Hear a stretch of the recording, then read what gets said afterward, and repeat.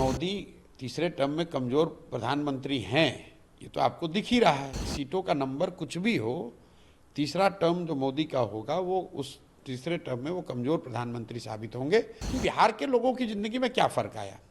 क्या बिहार के बच्चों की स्थिति सुधर गई? बिहार में मैं जानता हूं कि बीजेपी लैकलस्टर नेतृत्व है, उनका कोई ना चेहरा है ना उनका कोई प्रयास है। बीजेपी का कार्यकर्ता, एक एक कार्यकर्ता मान रहा है कि नीतीश जी के नाम पर चुनाव लड़कर जीत नहीं सकते हैं। वो नीतीश को मुख्यमंत्री के पद से हटा नहीं सकते हैं क्योंकि उनको दिल्ली में सरकार चलानी है। आपको क्या लगता है, मोदी तीसरे कार्यकाल में अपने कमजोर हुए हैं पहले की अपेक्षा, और उनके जो अलाइज हैं नीतीश और नायडू, क्या लास्ट लॉन्ग करेंगे उनके तीसरे टर्म में? देखिए, मोदी तीसरे टर्म में कमजोर प्रधानमंत्री हैं, ये तो आपको दिख ही रहा है। लेकिन हमने तो इलेक्शन से पहले ये बात कहा कि सीटों का नंबर कुछ भी हो, तीसरा टर्म जो मोदी का होगा वो उस तीसरे टर्म में वो कमजोर प्रधानमंत्री साबित होंगे।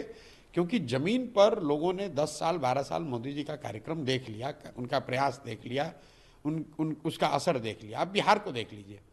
बिहार की जनता ने 2014 में मोदी जी को 30 से ज़्यादा सीट भाजपा को दिया, 2019 में 39 सीट दी, इस बार भी 30 से ज़्यादा सीट ये लोग जीते हैं।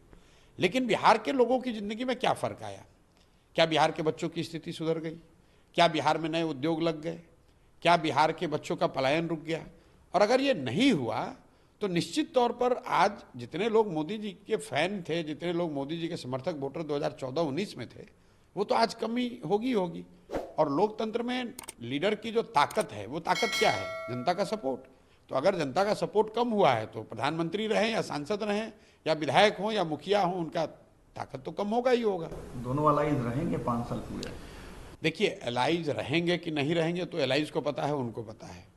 इतना स्पष्ट है कि मोदी जी और ये जो सरकार है, ये इनकी लोकप्रियता, इनकी ताकत कम हुई है।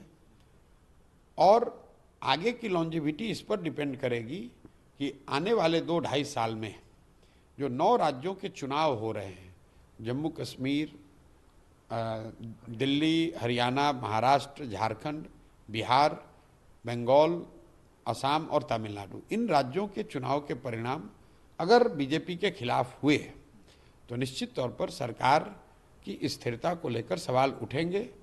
अगर इन राज्यों में बीजेपी ने अच्छा परफॉर्मेंस किया तो उनकी ताकत बनी रहेगी। तो आपको क्या लगता है इन राज्यों में बीजेपी का परफॉर्मेंस कैसा हो? अब कैसा रहेगा ये तो उन राज्य वो तो उन राज्यों की स्थिति लोग बता सकते हैं। बिहार में मैं जानता हूं कि बीजेपी लैकलस्टर नेतृत्व है, उनका कोई ना चेहरा है ना उनका कोई प्रयास है, ना उनकी कोई बात कर रहा है। उन लोगों ने अपना नेतृत्व नीतीश जी के हवाले करके छोड़ दिया है, जबकि बीजेपी का कार्यकर्ता, एक एक कार्यकर्ता मान रहा है कि नीतीश जी के नाम पर चुनाव लड़कर जीत नहीं सकते हैं। लेकिन देखिए, कभी कभी नियति भी अपने तरीके से काम करती है। बीजेपी की मजबूरी ये है कि वो नीतीश को मुख्यमंत्री के पद से हटा नहीं सकते हैं क्योंकि उनको दिल्ली में सरकार चलानी है। और उनको ये भी पता है कि नीतीश को मुख्यमंत्री रहते वो बिहार में चुनाव जीत नहीं सकते हैं। तो भाजपा की हालत तो बिहार में ऐसी है कि ना आप दाएं जा सकते हैं ना बाएं जा सकते हैं। उनको मालूम है कि सरकार में क्या परेशानी है, उनको मालूम है कि नीतीश के साथ वो जीत नहीं सकते हैं, लेकिन बिहार में वो कुछ कर नहीं सकते हैं क्योंकि दिल्ली में सरकार चलाने के लिए उनको नीतीश की मदद की जरूरत है।